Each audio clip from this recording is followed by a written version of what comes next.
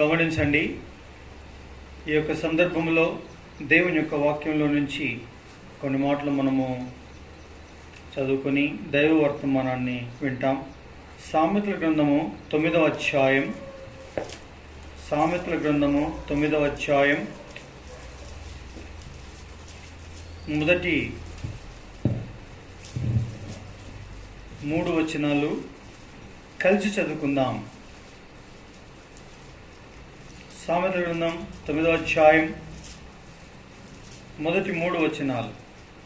జ్ఞానం నివాసమును కట్టుకొని దానికి 7 స్తంభములు చెక్కుకునినది. పశువులను వధించి ద్రాక్షారసమును కలిపి ఉన్నది. భోజన పదార్థములను సిద్ధపరిచి ఉన్నది. తన పనికత్తెల చేత జనులను పిలువనంపినది. పట్టణమందలి మెట్ల మీద అది నిలిచి 4వ వచనం చదువుతాం. జ్ఞానము లేనివాడా ఇక్కడికి రమ్మని ప్రకటించుచున్నది. తెలియలేని వాడంతో అది తనుచున్నది. చాలు. చదవబడిన లేఖన భాగములను ప్రభు దీవించి ఆస్వాదించును గాక. గమనించండి, సామెతల గ్రంథం 9వ అధ్యాయంలో ఏం రాయబడింది అంటే, జ్ఞానము నివాసము కట్టుకొని దానికి 7 స్తంభములు చెక్కుకునినది. ప్రియులరా, ఇక్కడ జ్ఞానం నివాసం కట్టుకుంది. జ్ఞానం అనేది నివాసం ఎలా కట్టుకుంటుంది? సరే, దానికి 7 స్తంభాలు చెక్కుకుంది. 7 స్తంభాలు ఎలా చెక్కుకుంటుంది? పశువులను వధించి ద్రాక్షారసం కలిపి ఉన్నది. భోజన పదార్థములను సిద్ధపరిచి ఉన్నది. అంటే పశువుల్ని ఎలా వధిస్తుంది? ద్రాక్షారసాన్ని ఎలా కలుపుతుంది? అది భోజన పదార్థాలను సిద్ధపరిచి విందెట్లిస్తుంది. జ్ఞానం అంటే ఎక్కడుంటుంది? మనుషుని యొక్క మెదడులో ఉంటుంది. జ్ఞానానికి ఓ రూపం ఉంటుందా? రూపం ఉండదు. సరే, మాట్లాడుతూ ఉంటే అర్థమవుతుంది, ఇతడు చాలా జ్ఞానయుక్తంగా మాట్లాడతాడు, ఇతనికి ఏ ప్రశ్న వేసినా సమాధానం కరెక్ట్గా చెప్తాడు, ఇతనికి చాలా మంచి మార్కులు వచ్చినాయి, ఇంటర్వ్యూలో మంచిగా పాస్ అయ్యాడు, ఐపీఎస్ పోలీస్ అధికారి అయ్యాడు, కలెక్టర్ అయ్యాడు, ఆర్డీఓ అయ్యాడు, చాలా జ్ఞానవంతుడు అంటే దానికి రూపం ఉంటుందా? ఉండదు. ప్రియులారా, మనుషుడు తాను కనపరిచే తెలివితేటలు జ్ఞానముగా వక్కానించబడుతుంది. అలాంటప్పుడు మరి జ్ఞానం నివాసం ఎలా కట్టుకుంటుంది? నివాసం ఎలా కట్టుకుంటుంది? జ్ఞానం అంటే ఏంది అసలు? జ్ఞానం అంటే ఏమై ఉన్నది? యాకోబు రాసిన పత్రిక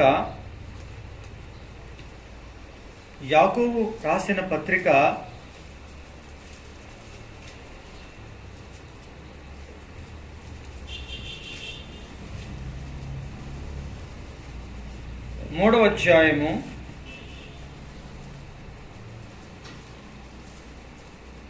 15వ వచనం. ఈ జ్ఞానము పైనుండి దిగి వచ్చినది కాక భూ సంబంధమైనదియు ప్రకృతి సంబంధమైనదియు దయ్యముల జ్ఞానం వంటిదియునై ఉన్నది. ఏలైనగా మత్సరమును వివాదమును ఎక్కడ ఉండునో అక్కడ అల్లరియు ప్రతి నీచ కార్యమును ఉండును. అయితే పైనుండి వచ్చు జ్ఞానము మొట్టమొదట పవిత్రమైనది, తరువాత సమాధానకరమైనది, మృదువైనది, సులభంగా లోబడినది, కనికరముతోనూ మంచి ఫలములతోనూ నిండుకొన్నది, పక్షపాతమైనను వేషధారణను లేనిదియునై ఉన్నది.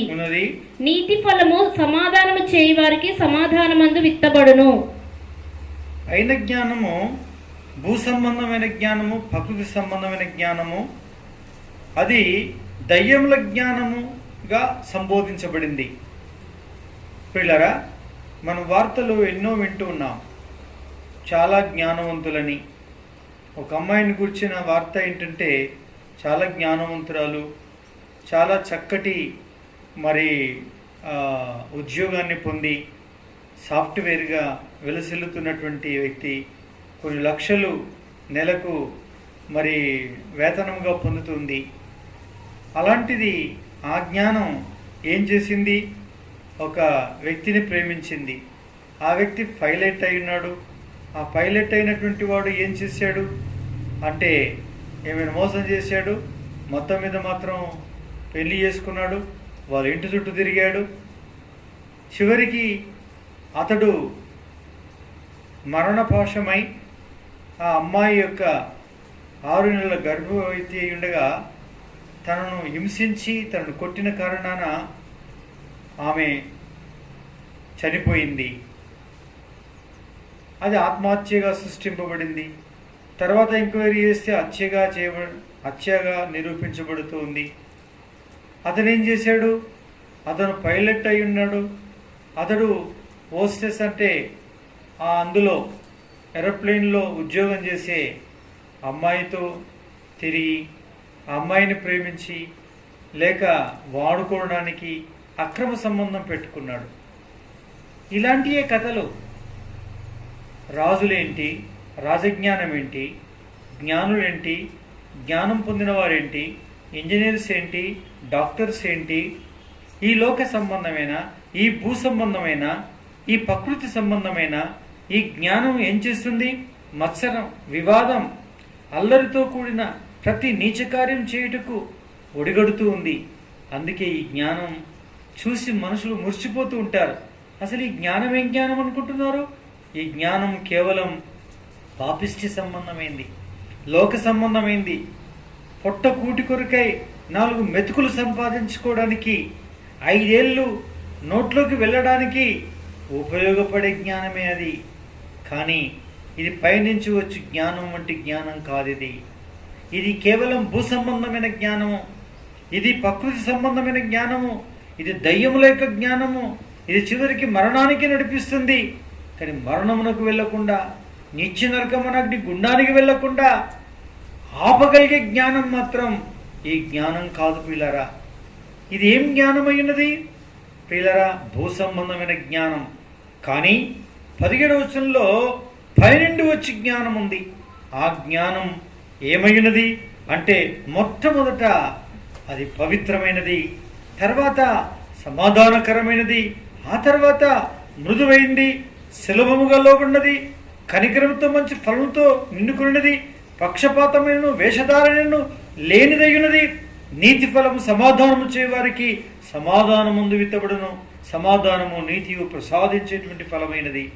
ఇది శాంతియుతమైనది అయినది, ఇది శాంతి రాజ్యానికి తీసుకుపోనైనది. ఈ జ్ఞానం ఇది దేవుని యొక్క జ్ఞానము, ఇది పైనుండి వచ్చినటువంటి జ్ఞానము ప్రియులారా. ఈ పాపిష్టి లోకంలో 4 మెతుకులు సంపాదించుకోవడానికి సిద్ధపడడానికి, సంపాదించుకోవడానికి అట్టి జ్ఞానం పిల్లలకి రావాలని లక్షలు ఖర్చు పెట్టి చదివిపిస్తున్నాం. ఎంతో వ్యయ ప్రయాసాలు నోర్చి కష్టపడి చదివిపించి ఈ జ్ఞానమును మన పిల్లలకు అబ్బాలని ప్రయత్నం చేస్తున్నాం ప్రియమైన వాళ్ళరా. కానీ ఇది ప్రతి నీచ కార్యానికి, ప్రతి మత్సరానికి, ప్రతి విధమైనటువంటి పాపిష్టి కార్యాలు చేయటానికి, ప్రతి విధమైనటువంటి వివాదములు రేపడానికి వీళ్ళరా ఇది పురికొలుపుతుంది, తీసుకుని వెళ్తుంది. చివరికి మనుషుల్ని వినాశనం చేసి అదో పాతాళానికి తీసుకుని వెళ్తుంది. మనం అనుకుంటున్నాం మా పిల్లలు డాక్టర్ చదువుతున్నారు, మా పిల్లలు ఇంజనీర్లు అయ్యారు, మా పిల్లవాడు ఇంజనీర్ చదువుతున్నాడు, మా పిల్లోడు అమెరికాకి వెళ్ళిపోయాడు, మా పిల్లోడు ఇప్పుడు అమెరికాకి వెళ్ళి కరోనాలో చిక్కుకున్నాడు, ఆ కరోనాలో ఇప్పుడు ఉంటాడో పోతాడో అని పిల్లలు అతిశయపడుతూ ఉంటాం. ఓ మా పిల్లోడు అమెరికా అయిన కారణాన, లక్షలు పంపించిన కారణాన ఈ దినం 3 అంతస్తులు కాదు 3 ఎకరాలు కొన్నాం, అది కోట్ల విలువ చేస్తుంది ఇప్పుడు. ఓ మా అమ్మాయి ఏ అమ్మాయో తెలుసా? జర్మనీ అమ్మాయి వచ్చింది మా ఇంటికి, జర్మనీ అమ్మాయిని చేసుకున్నాడు, వచ్చింది. చివరికి ఏమైంది తెలుసా? అందులో కేసులు ఇరుక్కున్నాడు, మళ్ళా రాకుండా అయ్యింది. ఏం జ్ఞానం అండి? మనుషులు అనుకుంటున్నారు ఇదంతా గొప్ప జ్ఞానం అని. అది వినాశనానికి తీసుకుని వెళ్ళే జ్ఞానం. అది పుట్టకోటి కొరకు ఈ భూలోకంలో కొద్ది కాలం బతుక్కోవడానికి ఉపయోగపడేటువంటి జ్ఞానం మాత్రమే. కానీ జీవముతో కూడిన జ్ఞానం ఇది కాదు. కానీ పై నుండి వచ్చే జ్ఞానం అది మొట్టమొదలు పవిత్రమైనది, అది మొట్టమొదలు పవిత్రమైనది, అది సమాధానకరమైనది, అది మృదువైనది, అది లోబడేది, అది కనికరం గలది, అది పక్షపాతం లేనిది, అది వేషధారణ లేనిది. వేషాలు మాత్రము కూడా దీంట్లో ఉండవు. ఇది దేవుడే అనుగ్రహించే జ్ఞానం, ఇది పర సంబంధమైన జ్ఞానం, ఇది దైవ జ్ఞానం. ఈ జ్ఞానం పాపములో నుంచి, మరణములో నుంచి జీవములోనికి దాటించే జ్ఞానం. ఇది దేవుడి చేతి జ్ఞానం. ఈ జ్ఞానాన్ని మనుషులు పొందాలి. ఆ జ్ఞానం నివాసము కట్టుకొనినది. ఆ జ్ఞానం ఏం చేసిందంట? నివాసం కట్టుకుంది. ఈ జ్ఞానం ఎవరిని చూపిస్తుంది? ఈ జ్ఞానం మొట్టమొదటి పవిత్రమైంది అని అన్నప్పుడు, నేను పరిశుద్ధులను గనుక మీరును పరిశుద్ధులై ఉండండి. 1:14 పేతురు రాసిన పత్రిక ప్రకారంగా చూస్తే, నేను పరిశుద్ధుణ్ణి, మీరు పరిశుద్ధులై ఉండండి. ఎవరన్నారు ఈ మాట? ప్రభు అన్నాడు. పరిశుద్ధమైంది ఏంటి? పైనుండి వచ్చిన జ్ఞానం. పైనుండి ఎవరు వచ్చారు? క్రీస్తు యేసు ప్రభు వారు వచ్చారు. బతుకు దేవుడు జ్ఞానం భూలోకంలో పుట్టింది. పరమునకు చేర్చే జ్ఞానం పరమందు నుంచి దిగి వచ్చింది. ఆ దిగి వచ్చిందే 2020 సంవత్సరాల క్రితం ఈ భూలోకంలో అవతరించిన యేసు క్రీస్తు ప్రభువారు. ఆ యేసు క్రీస్తు ప్రభువారు ఈ భూలోకంలో అవతరించి, నేను ఆ పాప క్షమాపణ కొరకై కలువరి శిలలో తను ప్రాణం పణంగా పెట్టి మనకు బదులుగా సత్య సమాధై మళ్ళీ తిరిగి లేచాడు. ఆయన్నే యేసు క్రీస్తు ప్రభువారు. పిల్లారా, యేసు క్రీస్తు ప్రభువారు. ఈయనే పైనుండి వచ్చిన జ్ఞానం. ఈ జ్ఞానం ఏం చేసింది? నివాసము కట్టుకుంది. నివాసము కట్టుకుంది. మత్తయి సువార్త 16వ అధ్యాయం ఏ విధంగా నివాసం కట్టుకుంది? ఏది? మత్తయి సువార్త 16వ అధ్యాయంలో ఈ జ్ఞానం నివాసము కట్టుకుంది. 18వ వచనం 16వ అధ్యాయంలో, మరియు నీవు పేతురువు, ఈ బండ మీద నా సంఘమును కట్టుదును. ఇక్కడ విను, ఇక్కడ విను. ఈ బండ మీద నా సంఘమును కట్టుదును. పాతాళలోక ద్వారములు దాని ఎదుట నిలువనేరవని నేను నీతో చెప్తున్నాను. ఈ జ్ఞానం ఈ బండ మీద ఏం కట్టుకుంది?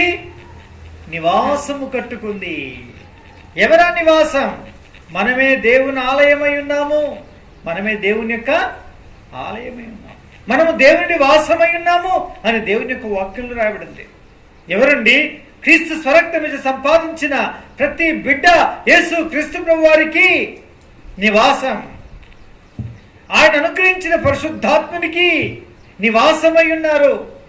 మనందరం కలిసి ఆయనకు ఆలయమై ఉన్నాం. ఆయన మన దేవుడై ఉన్నాడు, మనలో ఉండువాడై ఉన్నాడు, మన మధ్యన ఉండువాడై ఉన్నాడు. పిల్లరా, ఈ జ్ఞానం పైనుంచి వచ్చింది. ఇది ఒక నివాసం కట్టుకుంది.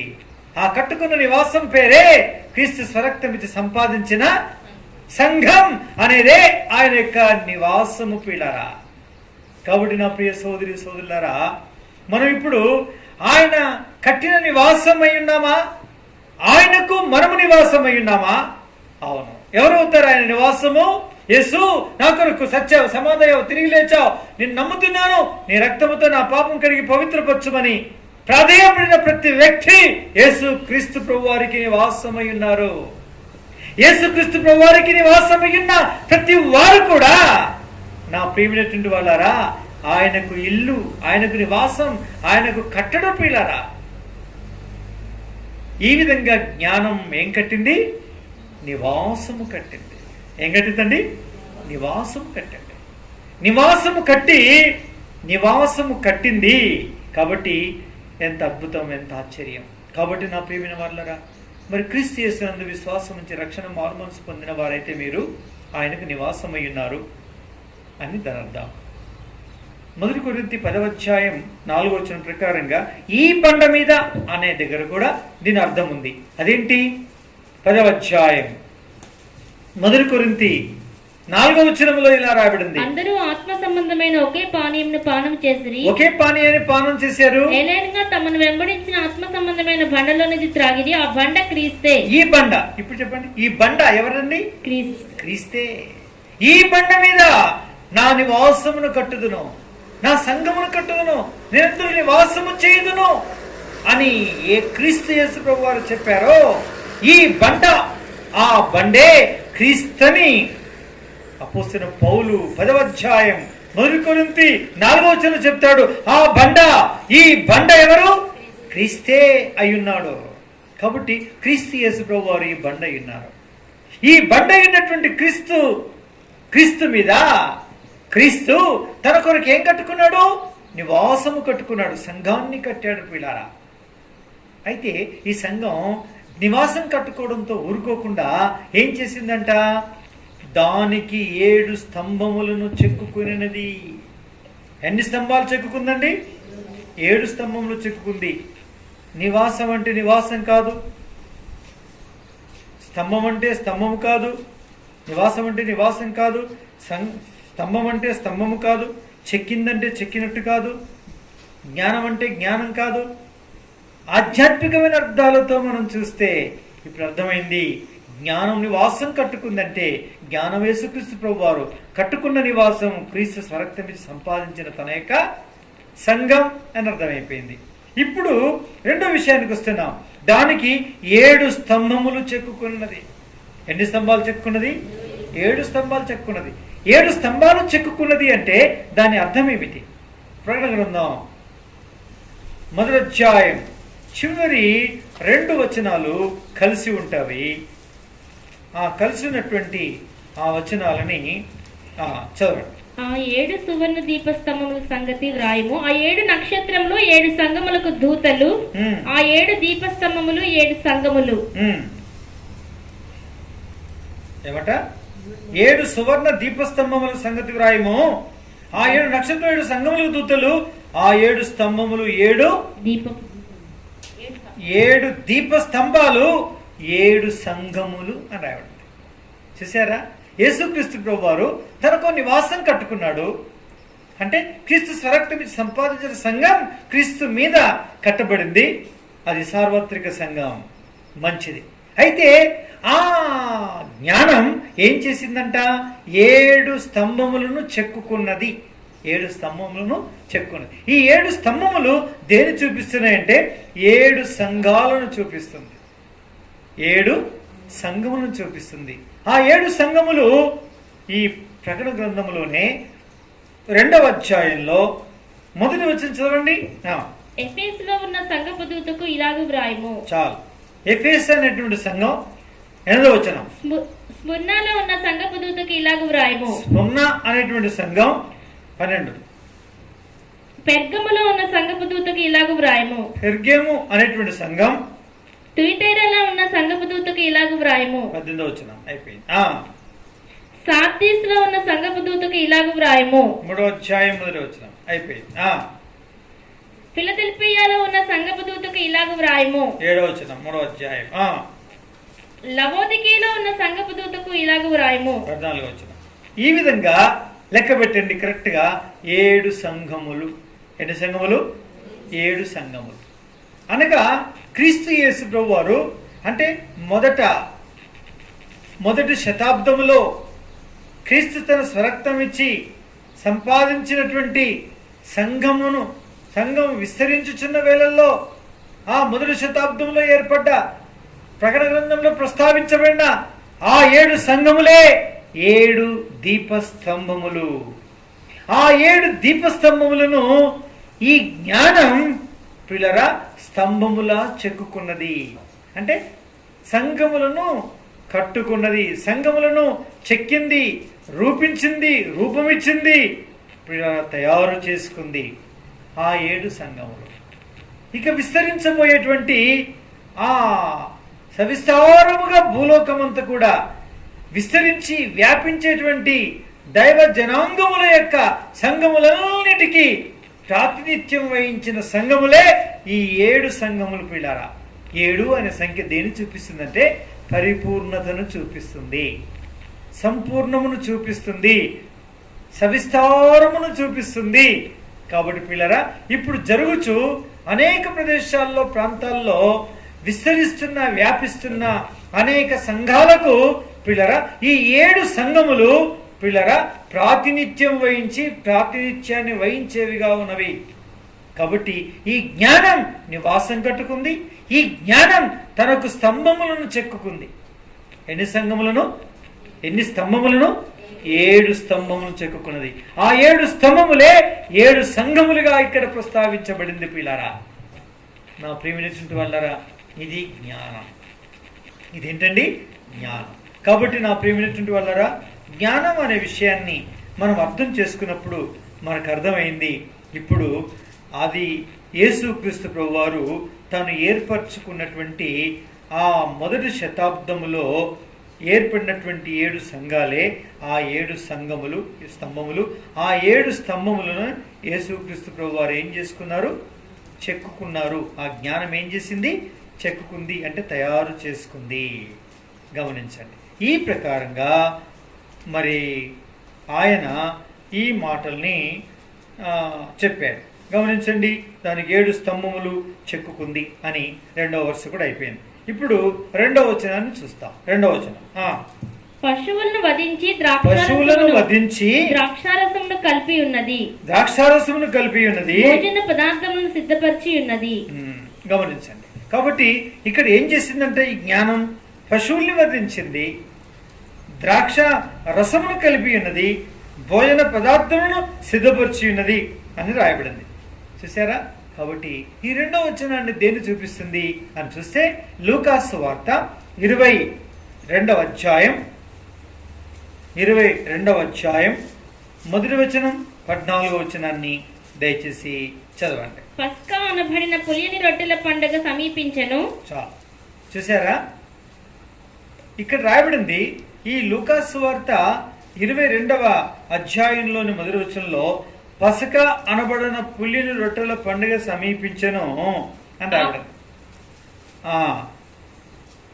ఆ గడియ వచ్చినప్పుడు, గమనించండి 14వ వచనం నుంచి, ఆ గడియ వచ్చినప్పుడు ఆయనయు ఆయనతో కూడా అపోస్తలును పంక్తిని కూర్చుండిరి. అప్పుడు ఆయన, నేను శ్రమపడక మునుపు మీతో కూడా ఈ పస్కాను భుజింపవలని మిక్కిలి ఆశపడితిని.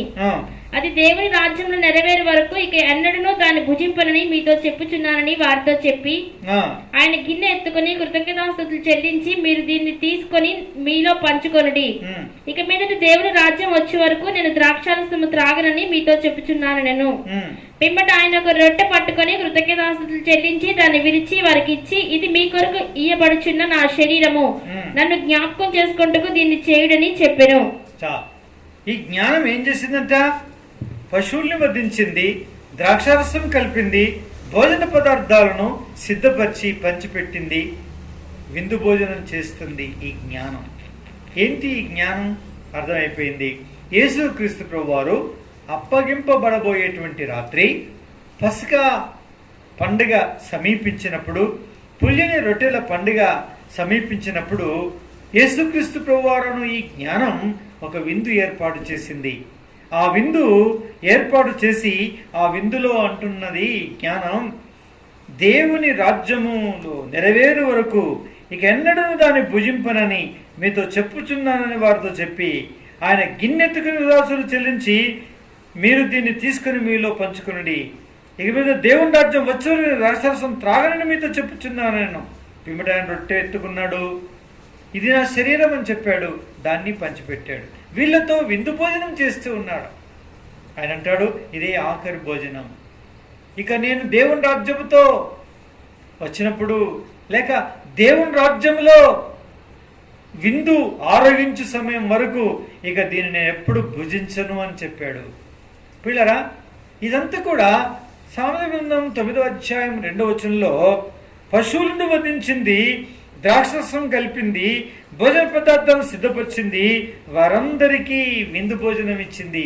ఇదే ప్రభురాత్రి భోజనం. పిల్లరా, ఆదివారమున మన మధ్యలో ఉండేటువంటి ఈ బల్ల దేని చూపిస్తుందంటే, క్రీస్తు యేసు ప్రభువారు శ్రమ పొంది, గాయములొంది,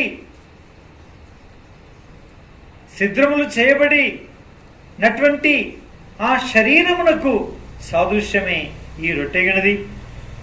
ఆయన ఒంటిలో నుంచి కార్చిన రక్తానికి సాదృశ్యమై ఉన్నదే ఈ ద్రాక్షారసమునై ఉన్నది.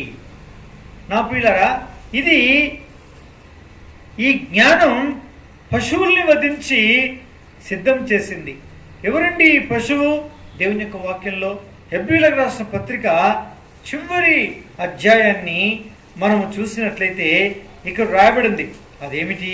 అది ఏమని రాయబడింది చూడండి. 11వ అధ్యాయం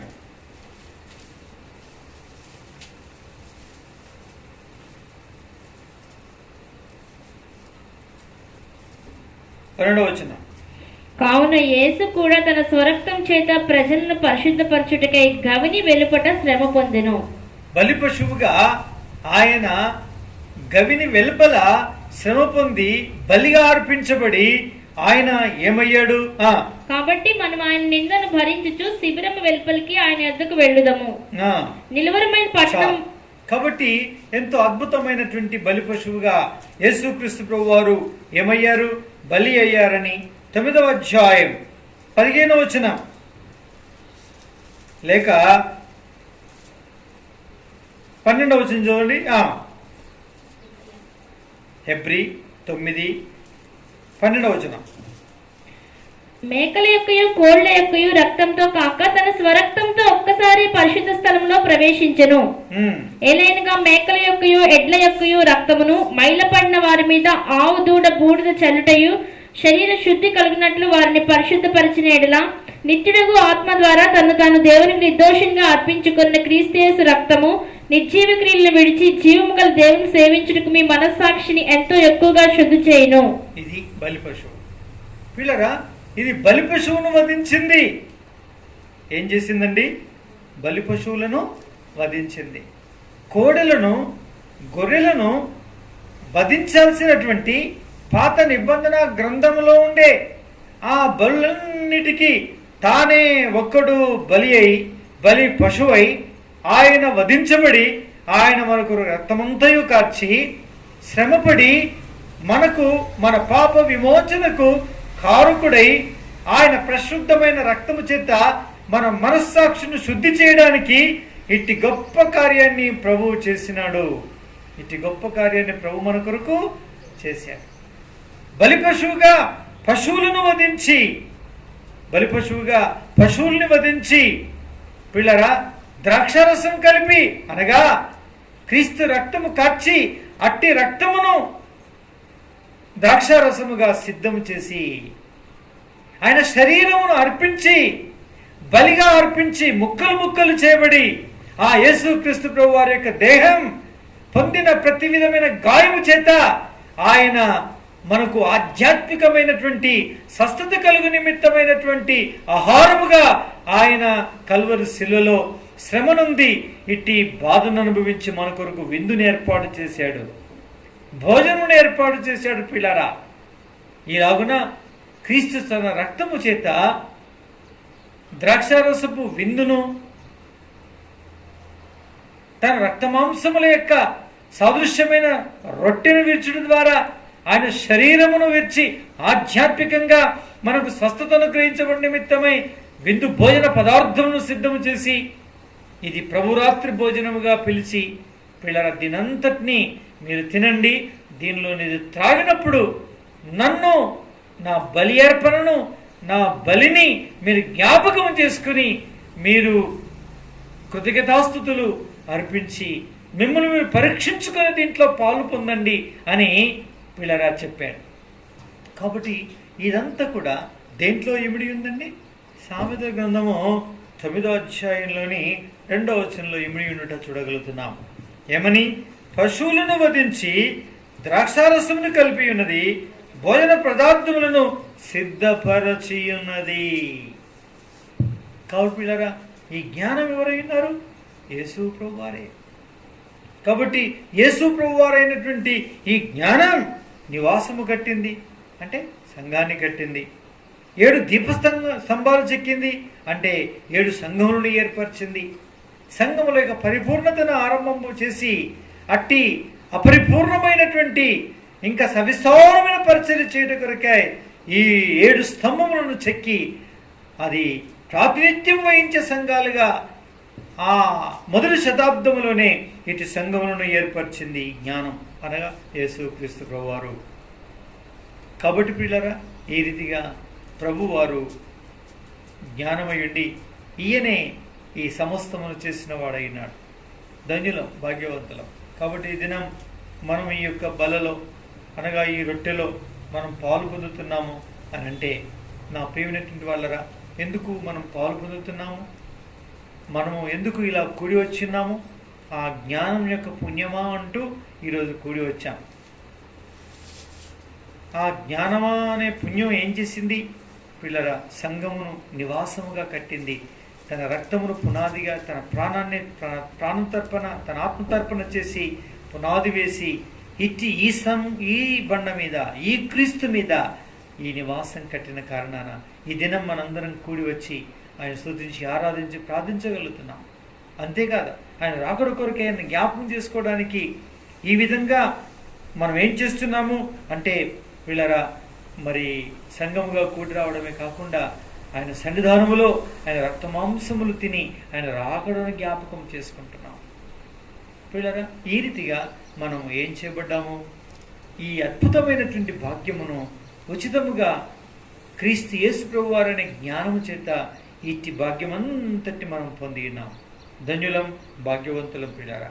కాబట్టి నా ప్రియమైనటువంటి వాళ్ళారా, అందుకే మనము ప్రతిష్ఠించుకోవాలి. ప్రభువా, ఇంకా ఎవరైనా నివాసంగా కట్టబడలేదా అంటే క్రీస్తు స్వరక్తం మీద సంపాదించిన సంఘంలో ఒక అంగంగా చేర్చబడలేదా? ప్రార్థన చేసుకోవాలి. ప్రభువా, నన్ను మీరు చేర్చుకోండి. చేర్చబడ్డారా? అయితే సంతోషం. మరి ఆయన ప్రభురాత్రి భోజనంలో అనగా ఆయన శరీరం, ఆయన రక్తములో పాలు పుచ్చుకున్న వారిగా ఉన్నారా? మీ మనస్సాక్షి శుద్ధీకరించబడుతూ ఉందా? శుద్ధిగానే ఉన్నదా? లేక దోషారోపణ చేసే మనస్సాక్షి కలిగిన వ్యక్తివైండి దోషముల చేతనే జీవిస్తున్నావా? జీవిస్తుంటే నిష్కలమైన మనస్సాక్షి లేదు కాబట్టి ఇటు బలంలో నువ్వు పాలు పొందజాలవు. నా పిల్లరా, అందుకే మనం పరీక్షించుకొని ప్రతిష్ఠించుకుందాం, ప్రభుకు అప్పగించుకుందాం. ప్రభా, నన్ను క్షమించు, నన్ను కడుగు, నన్ను పవిత్రపరచు, నాలో కార్యమికలుగా జరిగించమని ప్రభుకు అప్పగించుకుంటే దేవుడు మన యొక్క మరి ప్రతిష్ఠిత ప్రార్థన ఏం చేస్తాడైనా అంగీకరిస్తాడు. తద్వారా అద్భుతమైన దీవెన ఆశీర్వాదం మనం పొందడానికి అవకాశం ఉంటుంది. కాబట్టి ఇచ్చి ఈ వర్తమానమును దేవుడు దీవించి ఆశీర్వదించునుగాక.